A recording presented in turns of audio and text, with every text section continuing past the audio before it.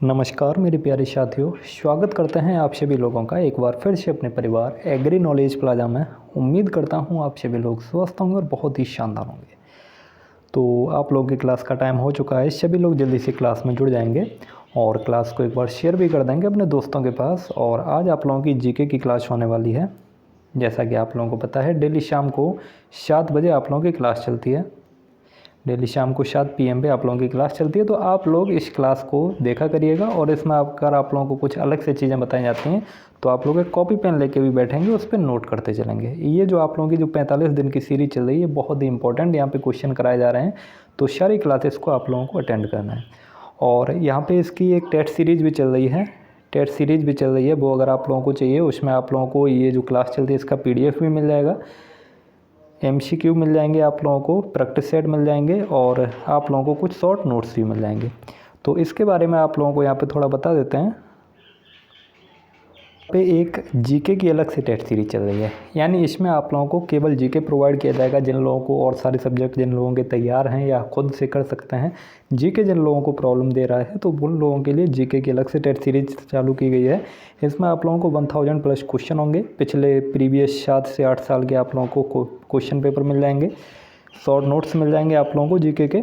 और ये जो ऑफ़र प्राइस है, ऑफ़र प्राइस आप लोगों को 149 में है। आप लोगों का 30 अप्रैल तक ऑफ़र है। 30 अप्रैल तक आप लोगों का ऑफ़र है। ये आप लोगों को 30 अप्रैल तक 149 में मिल जाएगा।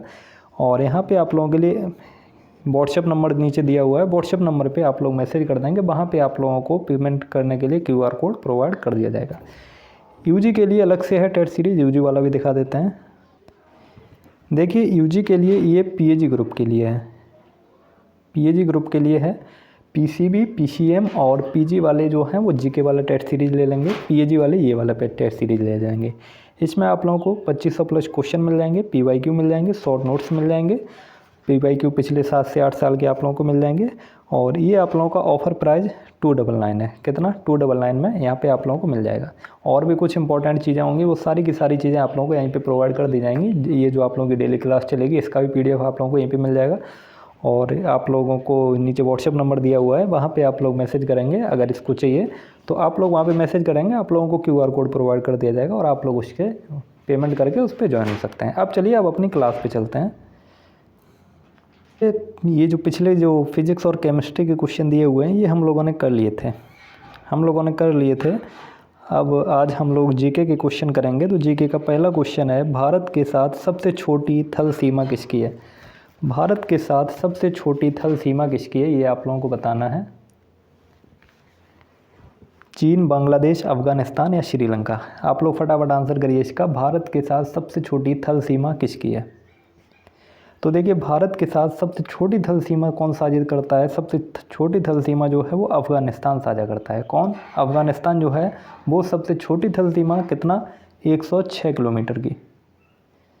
और आप लोगों से पूछ लिया जाए भारत के साथ सबसे ज़्यादा सीमा कौन साझा करता है, तो बांग्लादेश साझा करता है। बांग्लादेश की सीमा कितनी लगती है? तो 4096.7 किलोमीटर, 4096.7 किलोमीटर इसकी सीमा लगती है बांग्लादेश की। चीन भी भारत के साथ सीमा साझा करता है, श्रीलंका भी करता है।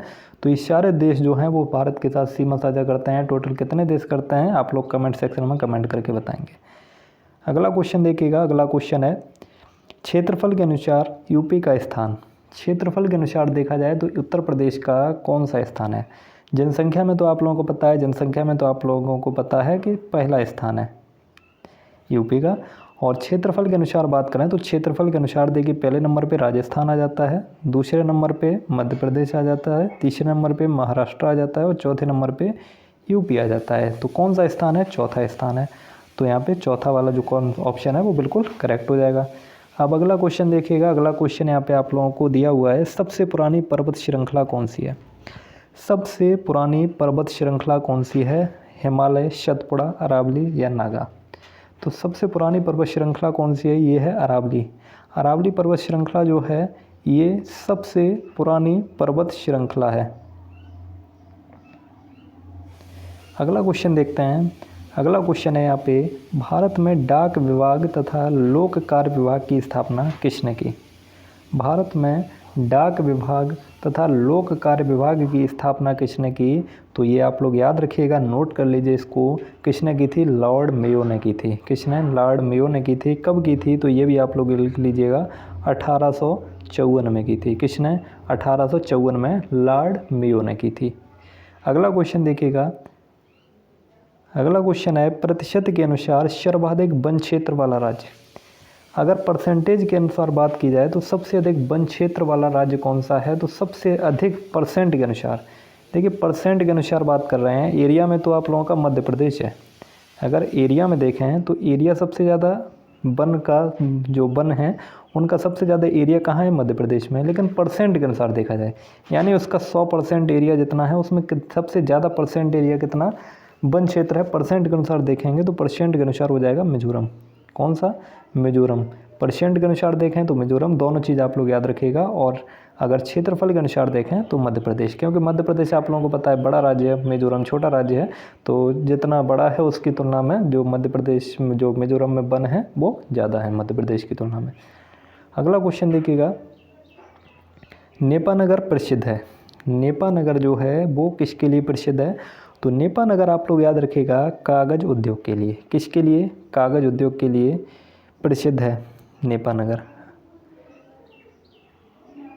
अब नेक्स्ट क्वेश्चन देखते हैं। तो नेक्स्ट क्वेश्चन है आप लोगों का सिंपल सा क्वेश्चन है, दार्जिलिंग किस राज्य में है? तो दार्जिलिंग किस राज्य में है? आप लोग आंसर कर दीजिए इसका फटाफट। और आप लोगों ने अभी तक क्लास को लाइक नहीं किया है तो फटाफट क्लास को लाइक भी कर देंगे। और चैनल पे नए हैं अभी तक सब्सक्राइब नहीं किए हैं तो फटाफट सब्सक्राइब भी कर लीजिएगा। आप लोगों को सारी की सारी क्लासेस यहीं पे मिलने वाली हैं। और एक द नॉलेज प्लाजा चैनल भी है, द नॉलेज प्लाजा, उसको भी आप लोग फटाफट सब्सक्राइब करके रखेंगे। और क्योंकि बहुत सारी चीज़ें आप लोगों को वहाँ पे प्रोवाइड भी की जाती हैं और पहले से भी कुछ चीज़ें हैं वहाँ से, वो आप लोग देख सकते हैं। तो दार्जिलिंग किस राज्य में पड़ता है? ये वेस्ट बंगाल में पड़ता है। किस में? वेस्ट बंगाल में पड़ता है। अगला क्वेश्चन देखते हैं, बैंकों के द्वितीय राष्ट्रीयकरण में कितनी बैंकों का राष्ट्रीयकरण हुआ था? यानी बैंकों के द्वितीय राष्ट्रीयकरण में कितनी बैंकों का राष्ट्रीयकरण हुआ था? तो 6 बैंकों का। कितनी? 6 बैंकों का राष्ट्रीयकरण किया गया था।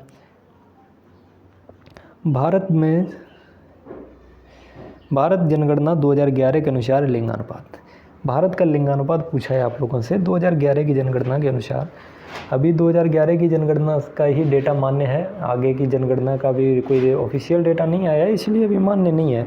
तो आप लोगों को 2011 के अनुसार ही डेटा याद रखना है। तो भारत जनगणना 2011 के अनुसार लिंगानुपात कितना है? तो भारत का लिंगानुपात कितना है? 1000/943। कितना? 1000/943, यानी 1000 पुरुष पे 943 क्या हैं? महिला हैं। 1000 पुरुष पे 943 महिलाएं 2011 के अनुसार। यही वाला आप लोगों को याद रखना है। ये है राष्ट्रीय गीत गाने में कितना समय लगता है? राष्ट्रीय गीत पूछा है आप लोगों से, राष्ट्रीय गान नहीं पूछा है। राष्ट्रीय गान में तो आप लोगों को पता है 52 सेकंड लगते हैं, लेकिन राष्ट्रीय गीत को गाने में कितना समय लगता है? तो राष्ट्रीय गीत को गाने में 63 सेकंड का समय लगता है।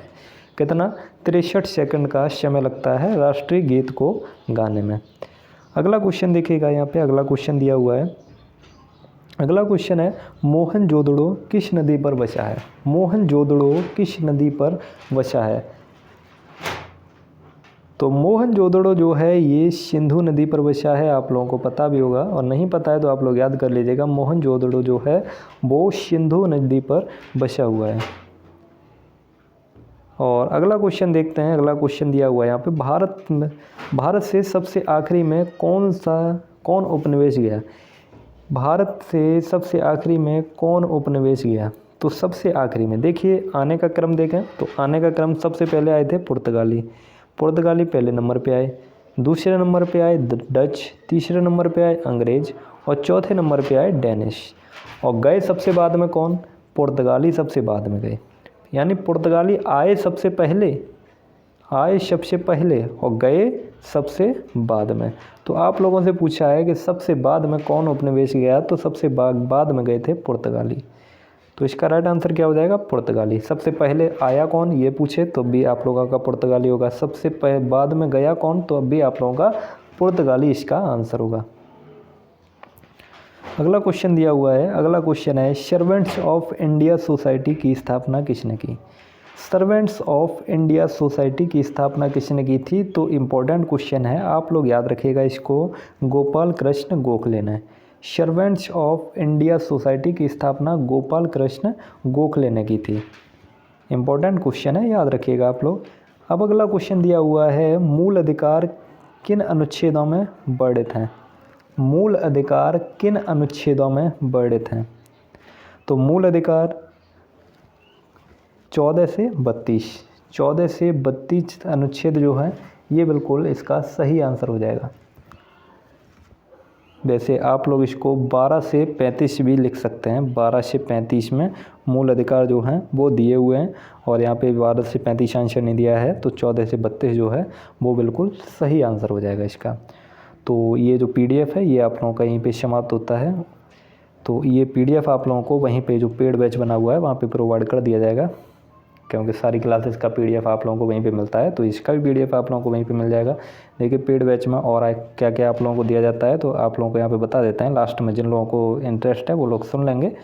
तो पेड बैच में देखिए आप लोगों को प्रीवियस 7 से 8 साल के आप लोगों को PYQ मिल जाएंगे, प्रीवियस ईयर क्वेश्चन पेपर मिल जाएंगे।